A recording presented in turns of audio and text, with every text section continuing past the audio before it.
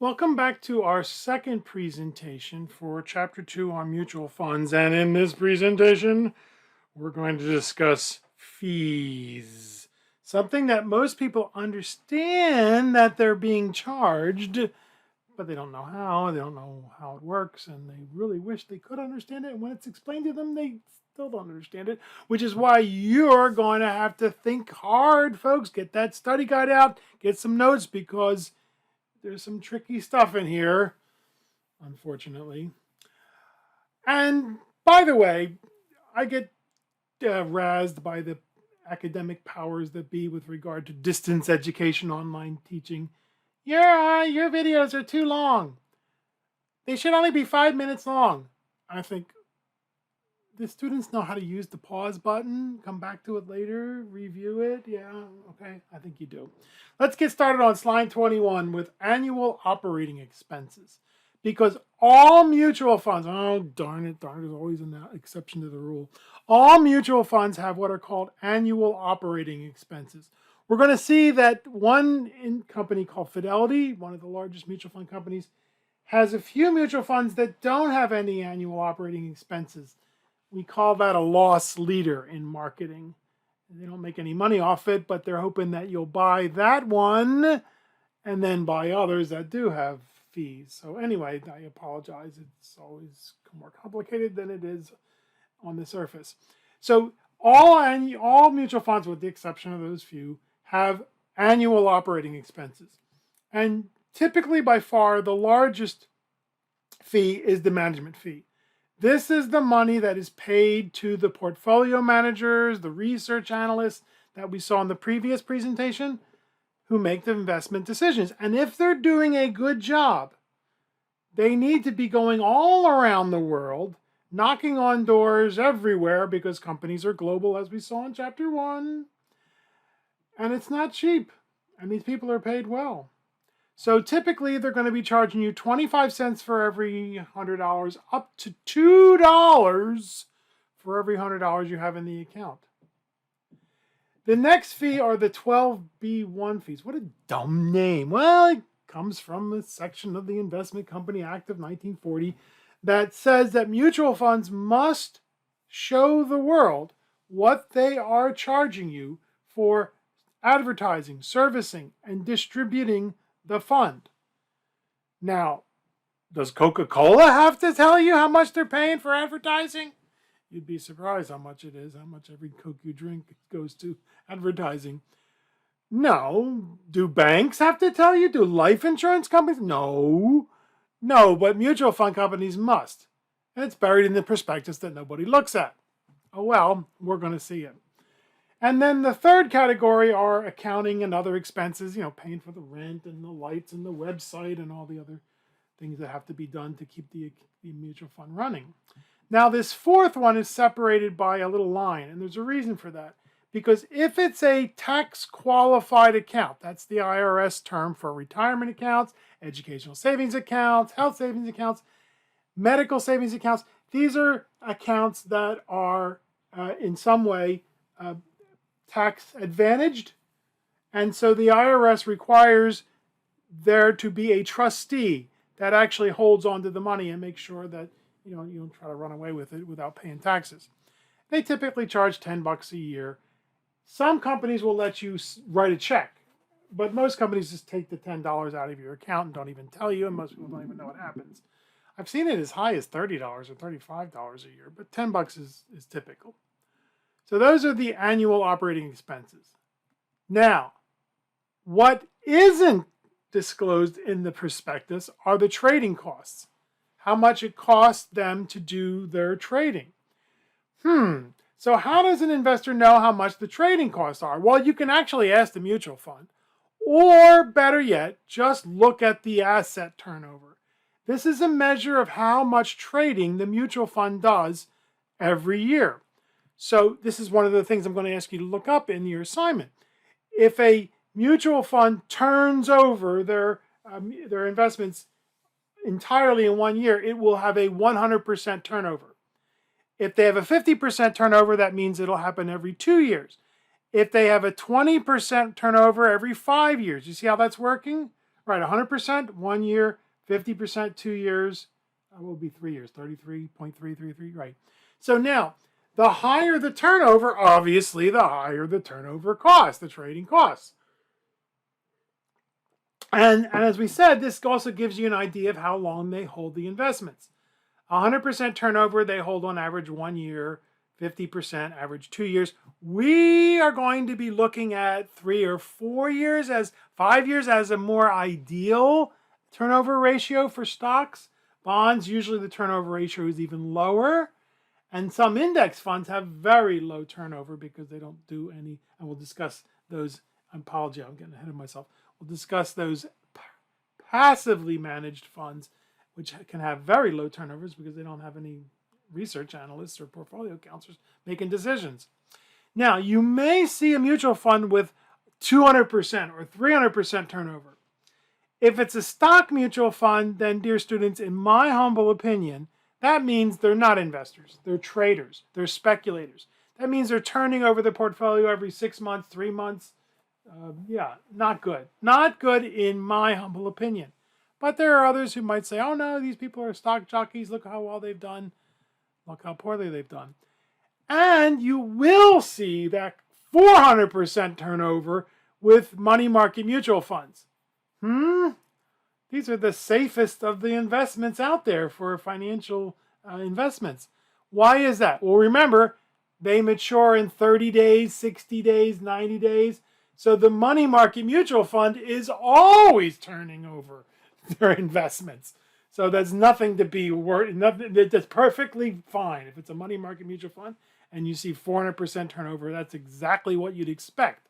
Because every 60 days, every 30 days, every 90 days, they have to buy new securities. Yeah, that makes sense. So watch for the annual turnover. And as we said, we're going to ask you to look for it. Sometimes it's easy to find. Sometimes they hide it a little bit, but it's there. You can do it. Now, we discussed the difference between a load fund and a no-load fund. It's a fancy word for commission, sales commission. Typically, many years ago, there were only load funds. These were funds that paid a commission to the financial representative, to the broker. And the fund distributor got a cut of that money. But starting in the 1960s, 70s, 1980s, many mutual fund companies decided to bypass the brokers. And with 800 numbers, and then of course 800 telephone numbers, and with now the internet, they sold directly to shareholders. Well, you can imagine the brokers weren't too happy about that. So we will see what they've created, what kind of monster they created to let people think they're not paying commissions, but really they're paying commissions. But yeah, and as we said in the first presentation, you have to be careful. Remember, all mutual funds, except for those little funky ones that Fidelity sells, have annual operating expenses. So if you bought a load fund with a low annual operating expenses and held it for the long term, you might wind up spending a whole lot less than if you bought a no-load fund that had high annual operating expenses. And there's an endless debate. You're going to hear people say, oh, you should never buy a load fund. Well, we're going to see that if you believe you need help from a broker, from a financial representative, whatever you want to call us, then it turns out that the load funds often are cheaper in the long term and will result in more money in your pocket when all is said and done. Stick with us. Let's now go through the types of load funds. And this is where it gets tricky, folks. This is where you need the study guide, have a sheet of paper out and make some notes, make some flashcards, because the alphabet soup is confusing. The very first funds were front-end load funds.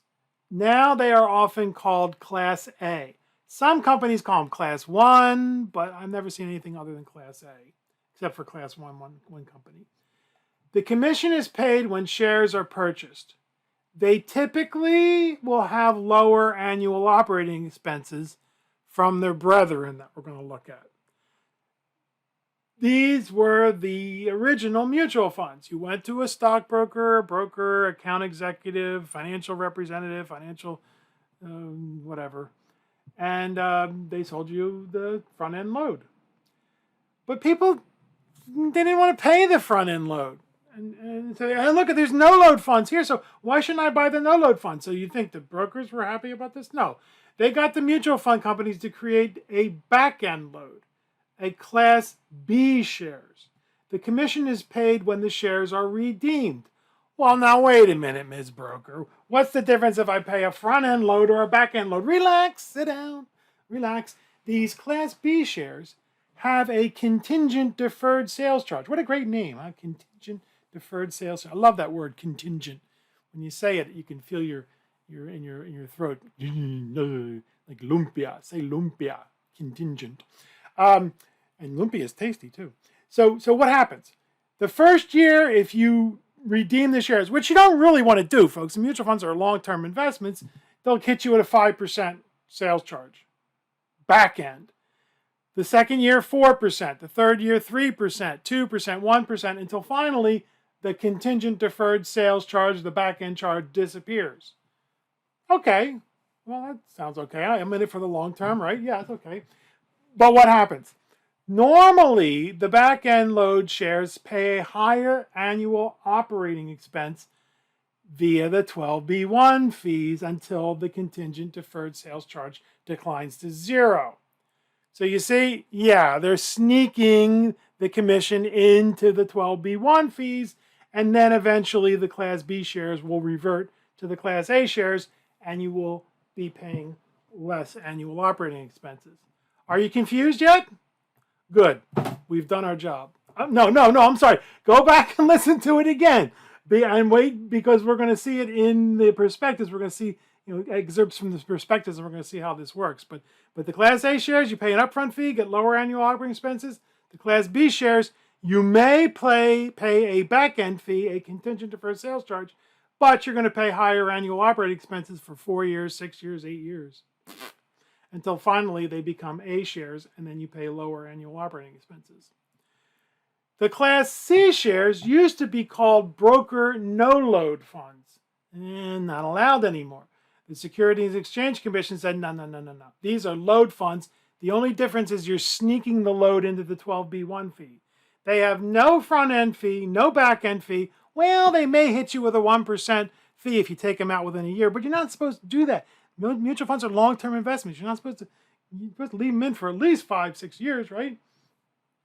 However, most, I said many, should be most, all, Class C shares have higher annual operating expenses in perpetuity. I like that word? I love that word, perpetuity. You can spit on your friends when you say it. Perpetuity, or for a long time, 10 years. Through the 12B1 fees, they snuck the commission in amortized, which is a fancy way of saying they've stretched out the commission. So they can wind up costing you more than the Class or the Class A or the Class B shares. So the Securities and Exchange Commission said, no.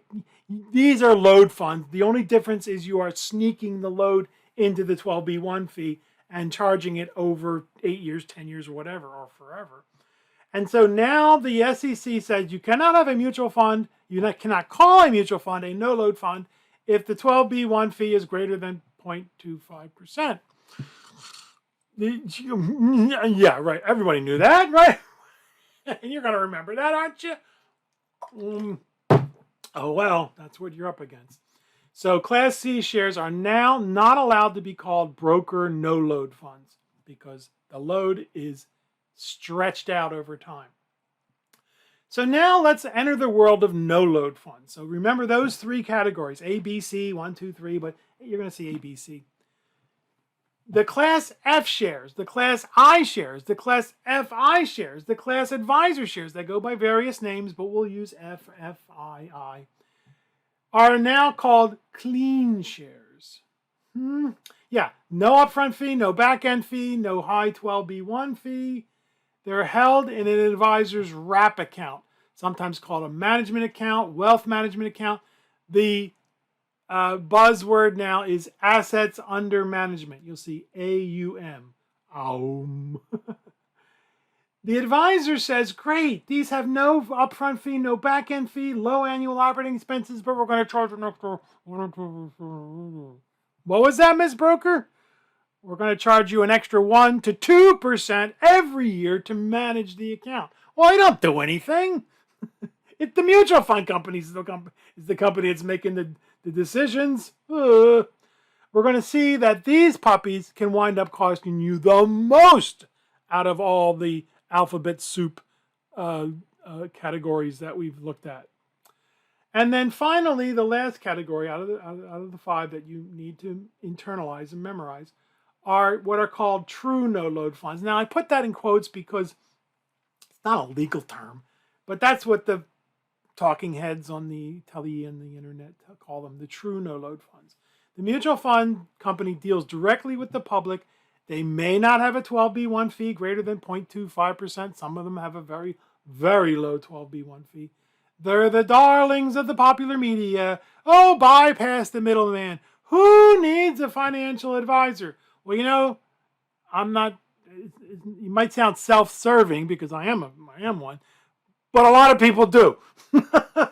And as we mentioned, I think I mentioned this, one of the well-respected professors of finance, Robert Schiller, did some studies that showed that people who did have a financial advisor, even after accounting for the fact that they had to pay the financial advisor, people don't normally work for free, they did better than people who tried to do it on their own. And by the end of our journey together, dear students, you will know, you should know, whether you're one of those who needs the help of a financial advisor or somebody who believes that you can make informed, prudent, long-term oriented decisions, investing in instruments, mutual funds, stocks, bonds, that are designed for long-term growth of capital. The price should go up, and income, dividends, interest, cash from other rent, maybe from real estate. Yeah, you'll know. But that doesn't mean the overall fees are low, right? Over time, a no-load fund with a high annual operating expense could wind up costing you more than a load fund with low annual operating expenses. You must look at that annual operating expenses. You must look at the annual operating expenses of the competing funds. Okay, so you got those 5 categories. Memorize those. I'm going to ask you on the exam. But more importantly, we want you to be the official investment guru for your friends, family, and coworkers. And it is a very important and weighty responsibility indeed. So now, let's take a look at the fee structure for a real live mutual fund. This is included in the prospectus of every mutual fund. Every mutual fund must have a prospectus, and there's links on the website and Canvas for you to go into this company's prospectus and take a look at it. This is the AB, dumb name, Large Cap Growth Fund. It's a very good fund, folks. It's been around for a long time, and it's AB stands for Alliance Bernstein. If you remember the previous presentation, we talked about Alliance, company that's been around a long time, great mutual funds, got involved in the ethical scandal of 2003. Only 2 people in the entire organization. And they merged with Bernstein, Samuel Bernstein, and they became Alliance Bernstein. And then people had a hard time saying that, so now they changed their name to AB. Why don't they just call themselves Alliance? Alliance is a great name. Anyway, they have Class A shares. They no longer have the Class B shares. They've gotten rid of them. They have the Class C shares, and they have the Class Advisor. Sometimes F, sometimes FI, F or I, investment advisor.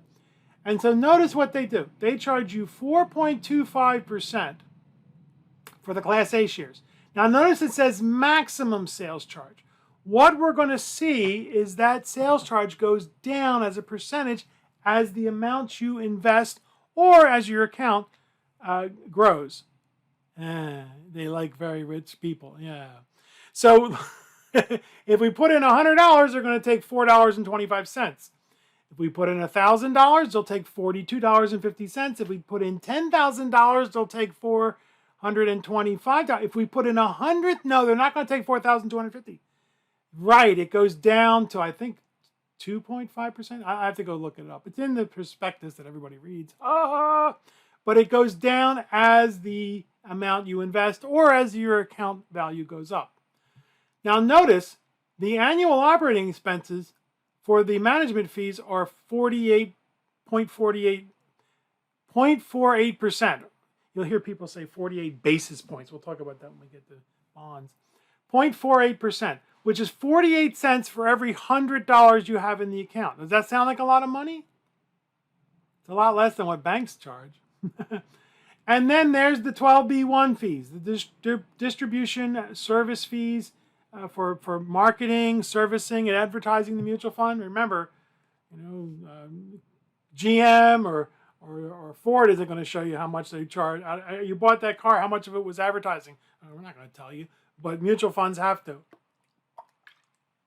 And then the other expenses are 10 cents, 0.10. So every year, in perpetuity, you're going to get charged 83 cents for every $100 you have in the account. Yeah, that's how it works. And most people go, what does that mean? I don't know. But you're going to know. Study this, make sure you understand so you can explain it to somebody else, and that's the best way to learn. The dirty little secret of us teachers is that we learn more from you because you learn more by teaching it than you do by being a student. So explain it to somebody else, or that's why studying in groups is such a cool thing to do. Now the B shares are gone. They decided they weren't a good idea. In fact, most companies have gotten rid of their B shares. They had some serious issues with some brokers using them in a very unscrupulous way. Notice they have no maximum sales charge, no upfront fee. But they do have a maximum deferred sales charge of 4%. If you take the money out within 1 year, they're going to hit you with a 4% fee. 3% in 2 years, 2% in 3 years, 1% in 4 years, and after 4 years, you will not be hit with that maximum contingent deferred sales charge. Okay, cool. Now, look, notice the management fees are exactly the same. The people in the top hats get paid no matter what share class, no matter which class of shares we own, they're getting paid the same because they're doing the same job for all the different types of mutual funds, all the different share classes. But what happened here? Whoops. Between the Class A and the Class B shares, the distribution service fees went up to 1%. And I think with Alliance, they stay that for 6 years or maybe 5 years. And then they revert back to the 0.25% when the Class B shares become Class A shares. You see what they did? They snuck in another 75 cents, 0.75%. And that, of course, is used to pay the brokers who got them the sales in the first place. The other expenses are a little higher, aren't they? And so you're paying $1.64 for every $100 you have in the account. Yeah, you can see that the B shares over time are going to want, stick with us. So you go to your broker, you say, I don't really want to pay an upfront fee. I don't want to pay a back-end fee. And your broker says, no problem. Sit down. For you, we have the broker. Oh, I'm not allowed to say that anymore, am I? Oh, we have the Class C shares. No upfront fee. Well, there's a 1% fee if you take the money out within a year. But you're not going to do that, Mr. and Mrs. John Q. Public Investing. You're not going to take your money out in a year, right? Oh, no, of course not, Ms. Broker. We're in it for the long term.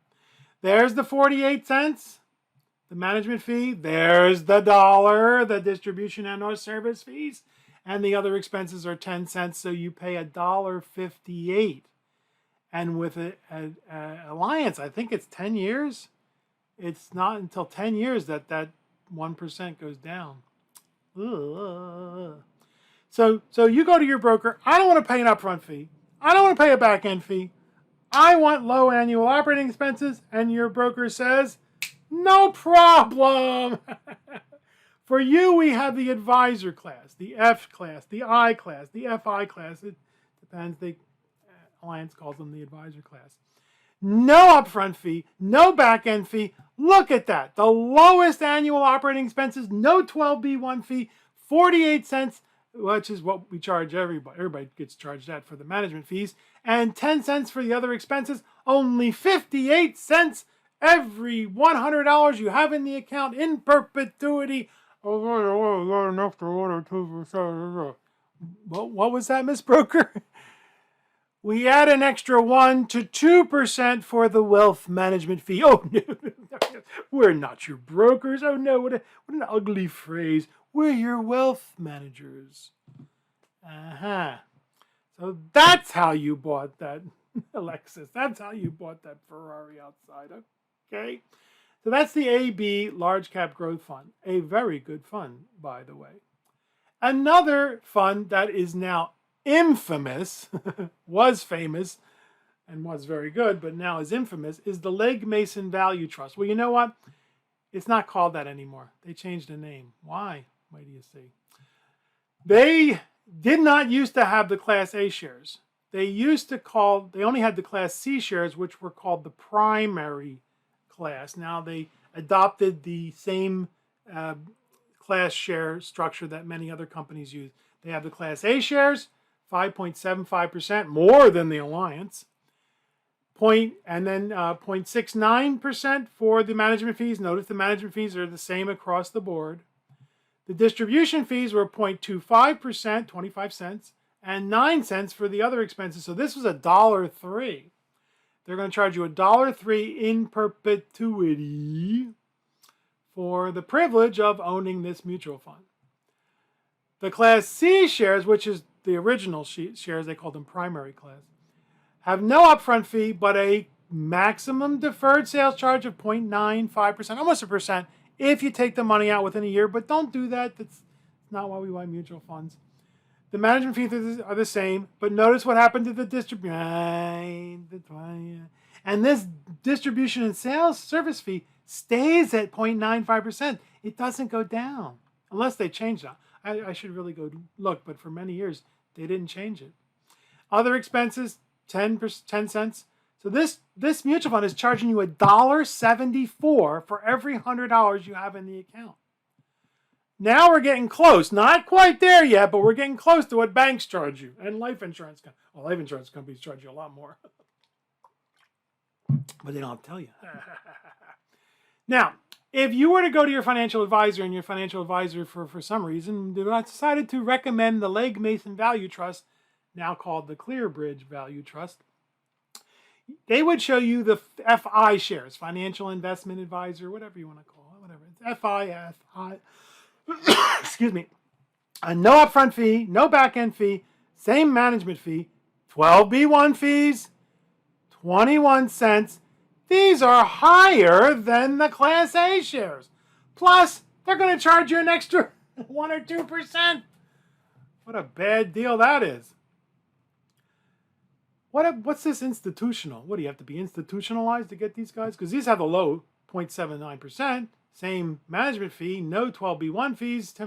No, you and I, we can't buy the institutional fees because we're not an institution. This was a very famous, now infamous, no-load mutual fund. You see, they used to be able to call this a broker no-load fund because they called it the primary shares, and they had the 12B1 fee of 0.95%, but the SEC said, no. If this number, the 0.95% here, the distribution and or service fees, the 12B1 fees are greater than 0.25, then you can't call it a no-load fund. Okay, so when that happened, they switched to Class A, Class C, and they changed their name from the Legg Mason Value Trust to the ClearBridge Value Trust. Why did they do that? Well, it's called burying the evidence, and it is rife. It is manifold. It is often done in the mutual fund industry to hide past poor performance, past poor returns. Remember we talked about Janus 20 very briefly? A mutual fund that only had 20 stocks in it, which is not a very good diversification, but of course if the 20 stocks do well, then you're going to clobber other mutual funds that have 120 stocks or 150 stocks. But if any few of those stocks do poorly, oh boy, are you going to stink up the joint. So what they did is they merged the Janus 20 into one of their other mutual funds called Janus 40. And yes, that's exactly the same idea, only 40 stocks to bury the evidence of how badly that Janus 20 had done. And that's why they changed the name to ClearBridge Value Trust, to bury the evidence of how poorly this guy had done. Stick with us. Now, here's another good fund. See, we're showing you good funds. In my humble opinion, of course, value is in the eye of the holder. T. Rowe Price, another very good company, been around for decades. They have a company called the Dividend Growth Fund. Wait a minute. Is this the Dividend Growth Fund? I thought it was the Blue Chip Growth Fund. I got to check. I'll check. By the time you see this, when you look at the presentation, it'll either say Blue Chip Growth Fund or Dividend Growth Fund. I think it's Blue Chip Growth Fund. I think I changed my name, changed my mind, and then I didn't change the name here. My apologies. My apologies. Well, look at T. Rowe Price. T. Rowe Price was one of the first companies to say we're going to go directly to the investors. So they have this investor class. But then they wanted to sell to institutions, so they created the institutional class. And then they wanted to be able to sell to advisors, so they created the advisor class. And what's this Gen Z? Something's not right here. All right. Okay. So investor class, no upfront fee, no back-end fee, management fees of 0.55%, no 12B1 fees, 0.16, so 71 cents. Not bad. But if we can get the Class I shares, it's 55. Notice the management fees are exactly the same. And only 2 cents, 57 cents. And then the advisor class actually charges this extra 0.25%. So we're actually paying more if we have an advisor. Plus the advisor is going to tack on their fee, 1% or 2%. Now what's the Z class? See, this is what you're up against. What is the Z class? When I first saw this, they just added it a little while ago. And then you dig into it. Oh, I see. It's actually a class that is owned by another mutual fund in T. Rowe Price's entourage in their portfolio. So it just gets picked. None of us ever buy the Z class indirectly. If we bought this one mutual fund from T. Rowe Price, it has other mutual funds in it, and those mutual funds don't charge anything. The first mutual fund that owns these mutual funds charges. So I apologize, but this is what you're up against. It is just, you see that, you say, hey, this guy doesn't charge anything. I don't want Class Z shares. Well, no, you can't buy them. You have to buy them through another mutual fund that does charge you an annual operating expense. Sorry. Isn't it bizarre? So the investor class is kind of like the true no load. The I class, that's the institutional. And the advisor class, that's like the F or the FI shares. Oh, well. And I got to write this down. Slide 29. Make sure that I get the right mutual. I'm pretty sure I changed it. See, I did this a few weeks ago, and now I'm doing the presentation. I'm going, wait a minute, that's not right. I changed my mind. Okay, and now for something completely different. I'm a big fan of Monty Python, and so now we're going to take a look at an index fund. We talked about the fact that mutual funds have these portfolio counselors, portfolio managers, research analysts who are going all around the world, if you're doing it right, and knocking on the doors of Ford or GM or Toyota or Honda or BMW and deciding which companies they want to buy. Well, because of the poor performance of many mutual fund companies, in the late 60s, early 70s, there was much research done showing that many mutual fund managers did not do as well as the market as a whole. And so some very bright people came up with the idea of, why don't we just create a mutual fund that invests in all the stocks on the stock exchange? Don't do any research. Put those people in the top hats out of business. Well, it turns out that there are some that do a very good job, and And as far as I'm concerned, they're the people we want to research and find and emulate and put our money with. But there are many other people who say, don't even bother, just go with an index fund. Just go with a fund company, mutual fund company that does passive management as opposed to the active management that the previous mutual funds we've looked at did. And so this mutual fund, the Vanguard 500 Index Fund, they now use what are called the Admiral shares, simply goes out and buys all the 500 stocks in the Standard & Poor's 500 Index. Now, what is that? We'll discuss it in detail in the next chapter, but it's simply a list of 500 companies. Traditionally, the 500 largest companies based in the United States. And so this fund could be run by you or me. Assuming we can read the 500 companies on the list of 500 stocks, we can buy these companies. Are these companies on the list? Yeah, buy them. If they're not on the list, don't buy them. It's that simple. These mutual funds should have very low operating expenses. Be careful. Some companies will try to sneak high operating expenses for these funds. Now, why would they do that? Because they can. So let's take a look at the prospectus for the Vanguard Index Fund Admiral shares. No upfront fee, no back-end fee, no contingent deferred sales charge, management fees of 4 cents, 0.04%. Wow! That's lower than anything we've seen. Well, it should be because they're not doing anything. There's no distribution and our service fees unless you have less than $10,000 in the account. But all you have to do is sign up for electronic delivery, and the waive, W-A-I-V-E, they will forgive the $20 annual fee for 12B1 fees. Notice their expenses. They're not really 0%. They're less than 0%. They don't show up because they're 0.004 or something or other. But basically, the other expenses are very low because, again, they're not doing anything. Wow. 4 cents. As opposed to 58 cents, as opposed to $1.05, as opposed to $1.74 or whatever. Not bad. Well, nothing succeeds like success. And now we see the Fidelity 500 Index Fund. They used to call it the Spartan Fund, but I don't think people got the connection. Spartans were sparse. They were very abstemious. It's a fancy word for cheap. And so they took the Spartan away, and they just call it the 500 Index Fund for Fidelity. No upfront fee, no back-end fee, 1.5 cents. Yeah, how low can you go? Vanguard pioneered low-fee mutual funds and was able to overtake Fidelity as the #1 mutual fund company. Fidelity was the #1 mutual fund company for decades. Fidelity responded by eliminating all sales loads, creating their own index funds, and lowering their fees below Vanguard.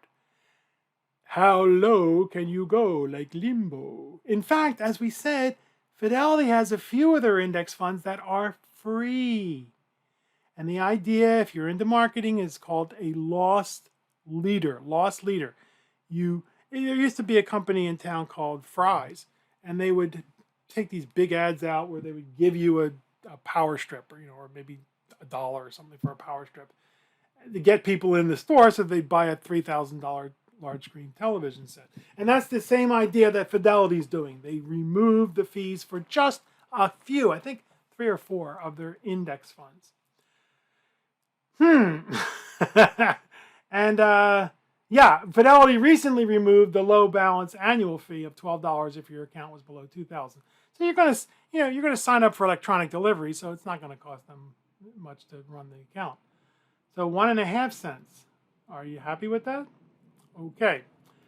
Now, let's back up and go back to a couple of funds and look at the part of the prospectus that shows you how much the fund will charge us on a hypothetical $10,000 investment with a hypothetical 5% return.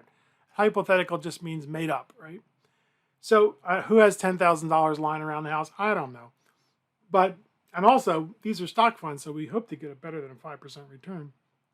But we're going to go back to the ABC shares and the advisor class shares for AB, the AllianceBernstein Large Cap Growth Fund. And we see that if we put in $10,000, remember the first year we had that 4.25%, $425 that we had to pay. And we didn't have to pay that with the B, C, or the Class C shares. Then the Class A shares are still higher after 3 years, but what happens after 5 years? It looks like the B shares have caught up and surpassed the A shares. The C shares have almost surpassed them, and then after 10 years, the A shares wind up being the cheapest version of the ABC. Now, let's read here. Although it looks as though the advisor class, the Class F, the Class FI, depending on who you go with, are the best deal, that doesn't include the advisor's annual fee. Adding the typical advisor's fee of 1 or 2% per year would easily add an additional $1,300 or $2,600 to the total cost. Over the long term, which is the best deal? If you believe you want the advice of a financial advisor and you're in it for the long term, the Class A shares are going to pencil out to be the best in most all cases. Now, every situation is different. And remember, this is for long-term investing. We want to hold on to these investments for the long term. If you're the kind of person who wants to buy and sell these mutual funds every couple of years, then you certainly don't want the A shares because the commissions are going to eat you alive. But for long-term investors, the A shares, in my humble opinion. Now, I get a lot of blowback. I get a lot of protests from advisors because what do they want? They want to be able to tell their clients that there's no commission, yay, commissions like that, and they want to send them a bottle of wine on their birthday and take them to the steakhouse, and then everything will be fine.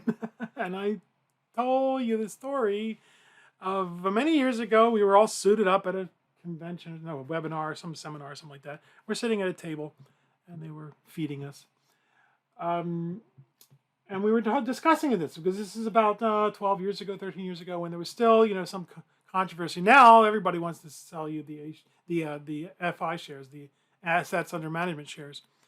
I made the case. I said, well, as long as the investor is a long-term investor, then I believe they're best served by paying the upfront commission and having the lower annual operating expenses. And this guy in a beautiful suit, I swear the suit at least was $1,000, and his hair was perfect, and his teeth were perfect, and he just looks at me and goes, what are you worried about? You send them a bottle of wine on their birthday, take them to the steakhouse, take them golfing, they'll love you. And folks, I'm usually not at a loss for words, but I just didn't know what to say. I mean, I wasn't going to say, well, that's not what we're talking about. We're talking about the best interests of the clients. I didn't say that. I just shut up. I said, well, I guess I'm not going to say anything and keep my mouth shut. So we're going to see. There's hypothetical illustrations. They're there on the website. They're in Canvas. We'll get to hypothetical illustrations at the very end of our chapter that show you that if you stick with the F shares, you can wind up spending a whole lot more than the assets under management shares than if you went with the A shares and paid the upfront fee. And of course, after this semester is over, after our class is over, you might decide, you know what, I can choose my own mutual funds. Thank you very much. I don't need a broker. I don't need a financial advisor. I don't need an investment professional. And hopefully some of you will become investment professionals because that's very cool. We need you. Slide 33. Here's the Legg Mason Value Trust, now called the ClearBridge Value Trust. Notice the fees are higher. Well, we saw that. We paid 5.75% for $10,000 or $575. But after 5 years, the A shares still wound up costing us more. But after 10 years, the C shares have caught up. Now, the financial intermediary class, again, would cost us less than the other two, but we're not including the advisor's annual fee. The institutional class looks great. How do we get those? Well, for starters, are you a large pension fund, a university endowment, a tax-exempt charity? And oh, by the way, do you have at least $1 million to invest with us? Get out of here. Yeah, and as we said, this is now an infamous mutual fund that has been buried. The evidence has been buried and is now called the ClearBridge Value Trust. Notice the fees for the index fund on slide 34. The fees for passively managed index funds. Now, the original shares were the investor class that had, was it like 14 cents? Yeah, 14 cents, 0.14%. But they've closed that, and now they want everybody to go to the Admiral class, which has even lower fees. And in that respect, Vanguard is committed to low annual fees for their index funds, along with Fidelity and others. The fees for passively managed index funds, no people with the top hats, will almost always be less than the actively managed funds. Now notice a little star there, footnote. Let's go to the footnote right away. Careful! Some 401k plans, employer-sponsored plans, 403bs, they will have high fee index funds. Huh? Why do they do that?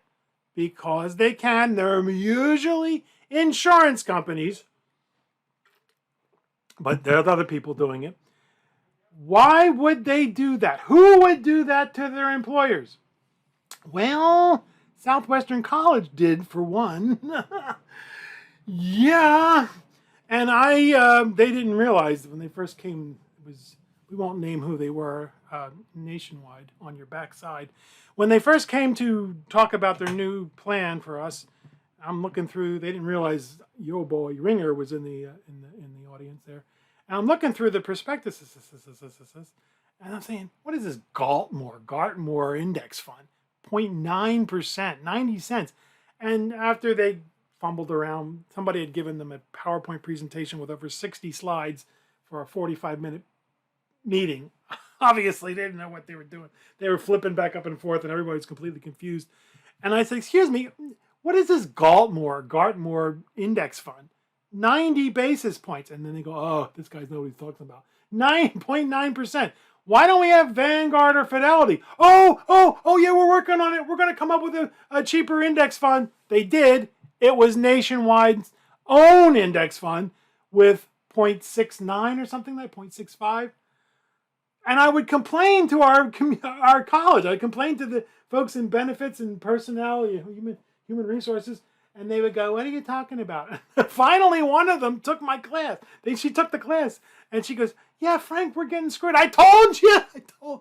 So shortly after that, we went with a company that is not screwing us as much as it's still an insurance company, and we're still doing worse than if we had gone with another company that was not. Insurance company, folks, I'm an insurance agent. I'm a licensed insurance agent, and if they want to sue me, go right ahead.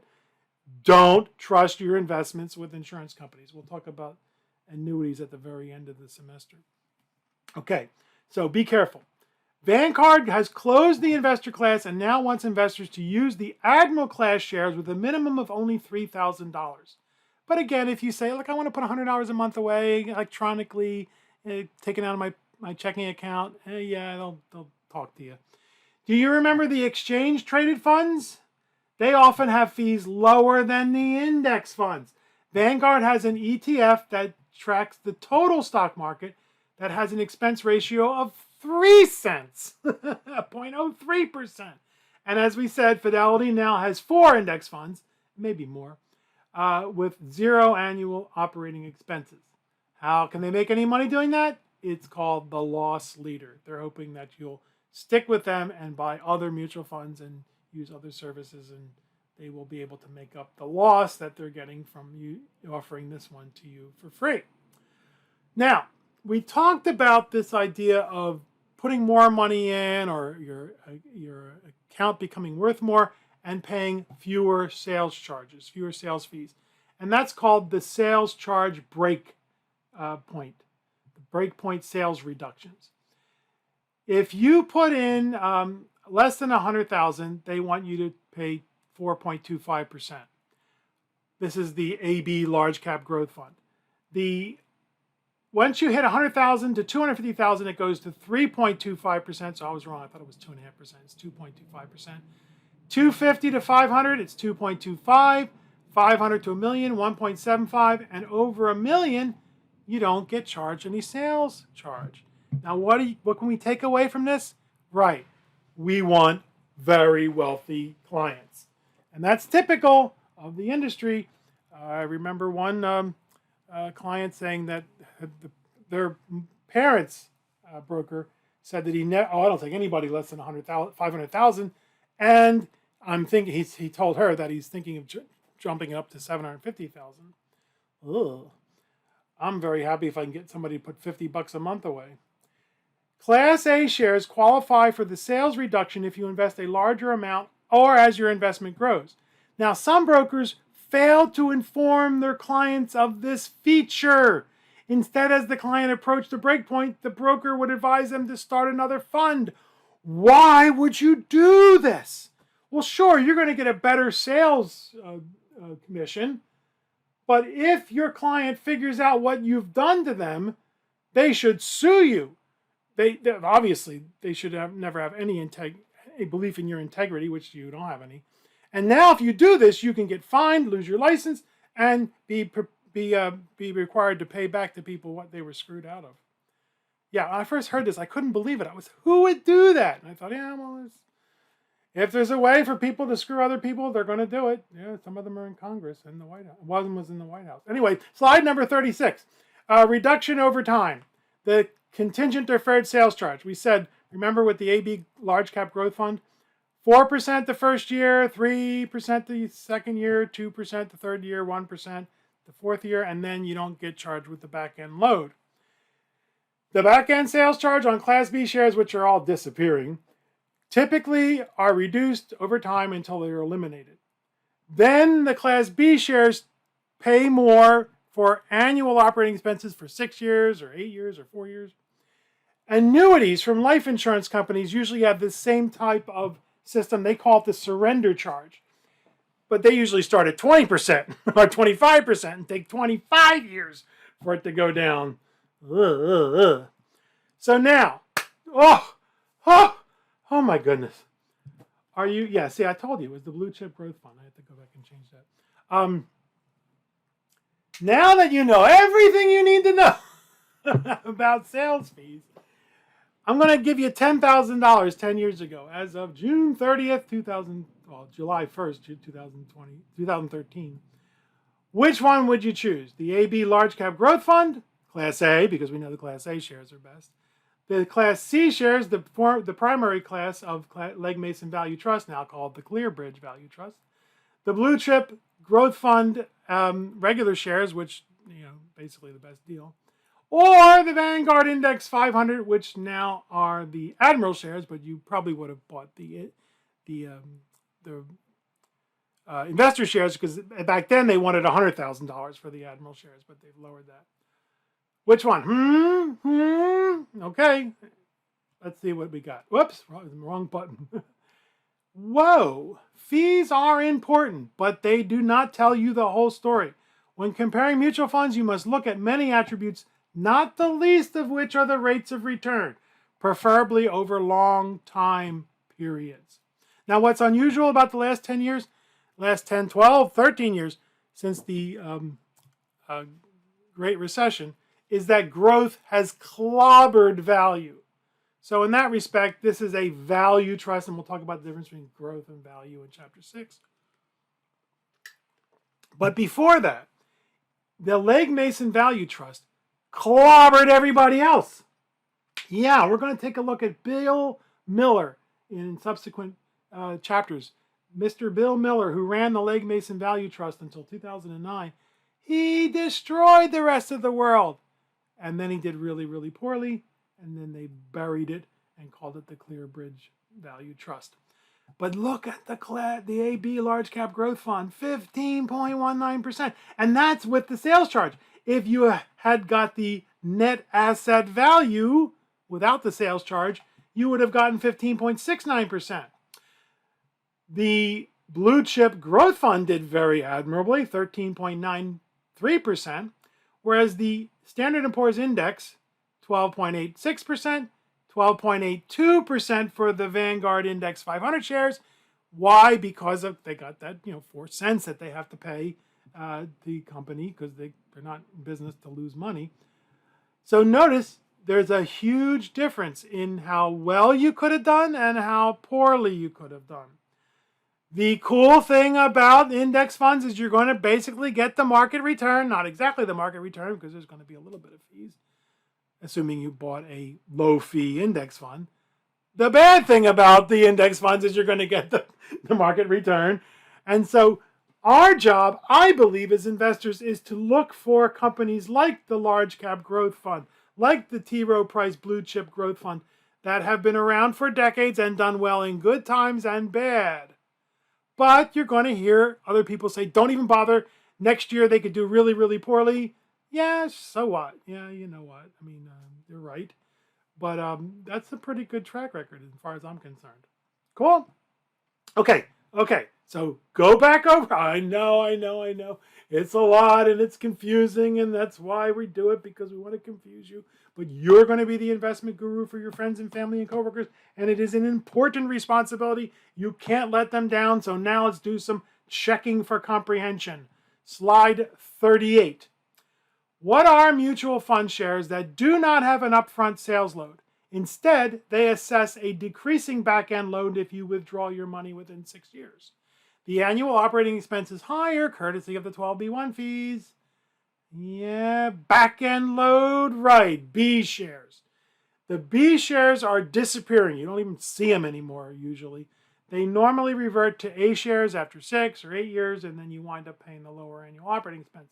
But you wind up paying more over time because of that increased annual operating expense via the 12B1 fees.